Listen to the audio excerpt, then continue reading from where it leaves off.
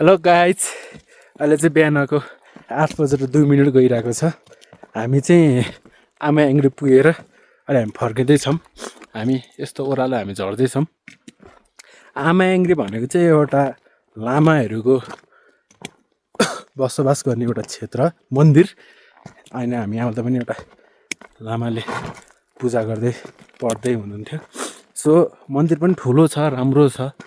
मन्दिर भन्दा पनि मेन हेर्न आउने भनेको यिनीहरू भिजिटर्सहरू, अनि हामी तपाईँहरू भनेको चाहिँ हिमालको एउटा भ्यू हेर्न आउने हो। प्लस अर्को भनेको सनराइज र सनसेट बाल देखिँदो रहेछ, वाइड मजा आयो। हामी चाहिँ काठमाडौँबाट आएको, हामी सबैजना, हामी 3जनाको टोली छौँ। एउटा त्यहाँ छ विवास, ओइ ऊ तल्लो छ त्यो। हामी 3जना हो। हामी चाहिँ क्लासमेट्स पहिलेदेखिको, पहिला कलेजको। अनि एउटा प्लान बनाइयो। अहिलेसम्म प्लान बनाएर एउटा मेरो साथी लडेछ, अनि नदेखे साथी लड्यो। ऊ त लड्यो त्यहाँ गाइज, त त्यहीँ लड्यो ऊ। बाटो खत्तम छ, हामी खत्तम पनि छैन, बाटो ठिकै छ। हामीले अहिलेसम्म हामीले प्लान बनाएर कुनै पनि कुरा सक्सेस भएको छैन। बट आजको यो ट्रिप, यो ट्रेकिङ चाहिँ सक्सेस भएको छ। हामी बिहानै शिवचोकबाट 6 बजेको बसको टिकट हामीले काटेको थियौँ यहाँ तारकादेङसम्म। त्यसको गाडी भाडा भनेको चाहिँ 650 रुपियाँ हाम्रो लियो। दिनमा जम्मा एउटा मात्रै बस आउने रहेछ, अनि जाने पनि एउटा मात्रै, त्यही बस भोलिबाट फर्किने। यही समस्या चाहिँ यही नै रहेछ, किनकि अरू ठाउँमा दिनमा 5 बजीमा दिनमा 3टा बस जान्थ्यो, सजिलो हुन्थ्यो। तर यहाँ एउटा मात्रै बस आयो। हामी 6 बजे हिँड्ने भन्ने बस 6:30 बजे हिँड्न आयो बस पार्कबाट। अनि त्यस पछाडि हामी आइपुग्दा लगभग कति बजे थियो, 1 बजे थियो है, 12:15 भएको थियो हामी यहाँ आइपुग्दा। अनि खानाहरू केही खाएको थिएन, अनि त्यहाँ चाउमिन खाइयो, चिकन चाउमिन खाइयो, के छ सुगत। अनि चाउमिन खाएर हामी उँभो लाग्यो तारकादेङबाट। अनि लगभग 2 आवर्स जतिको उकालोपछि हामी चोम्बुथाङ भन्ने ठाउँमा आइयो।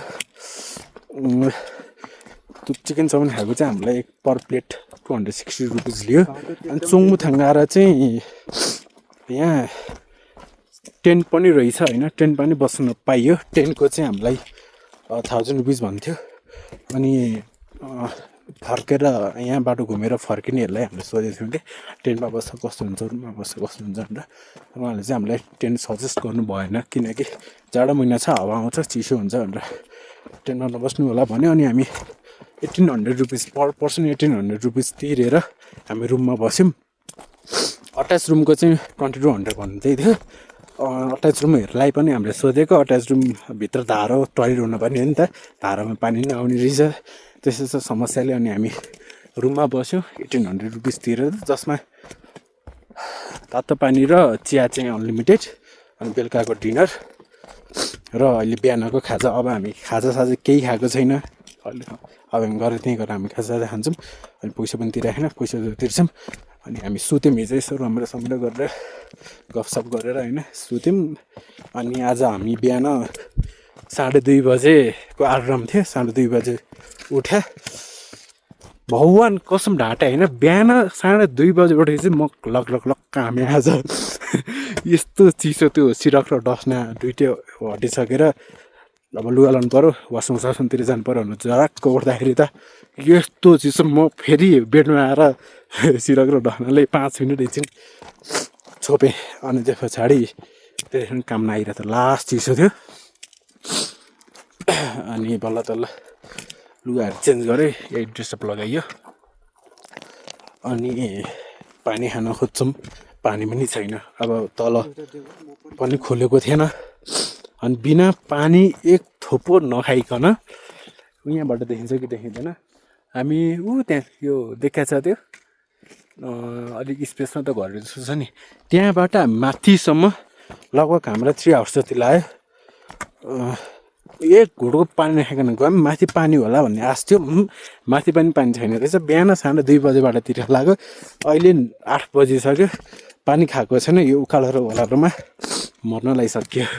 सो हामी बिहानको त्यसरी हिँडिसकेपछि लाइट बाल्दै हिँड्यो। अनि यहाँ बेस क्याम्पमा आएर चाहिँ हामीले फोटोहरू खिच्यो अनि स्टारहरूको फोटोहरू खिच्यो बबाल आएको छ फोटोहरू अनि 1 घन्टा जति हामीलाई त्यहीँ लाग्यो लगभग 45 to 50 मिनट्स जति हामीलाई त्यो फोटो खिच्न लाग्यो अनि हामी बिस्तारै माथि गएर अनि हामी माथि टपमा पुग्यौँ आमाङ्ग्रीमा त्यहाँ पुगिसकेपछि वरिपरि हिमाल है फोटो पनि मस्त खिच्यो एस्ट्रो फोटोहरू खिच्यो स्टारको फोटोहरू बवाल खिच्यो जस रमाइलो भयो साथीहरूसँग यो मेरो फर्स्ट ट्रिप थियो फर्स्ट ट्रेकिङ नै थियो अब यहाँ आउनुभन्दा अगाडि चाहिँ हाम्रो प्लान चाहिँ आज पनि बस्ने भन्ने थियो तर due to the most expensive के सबै खानेकुरादेखि लिएर रुम भाडाहरू सब एक्सपेन्सिभ भएको कारणले गर्दाखेरि अब अझै फर्क्यौँ कि जस्तो कुरा भएको छ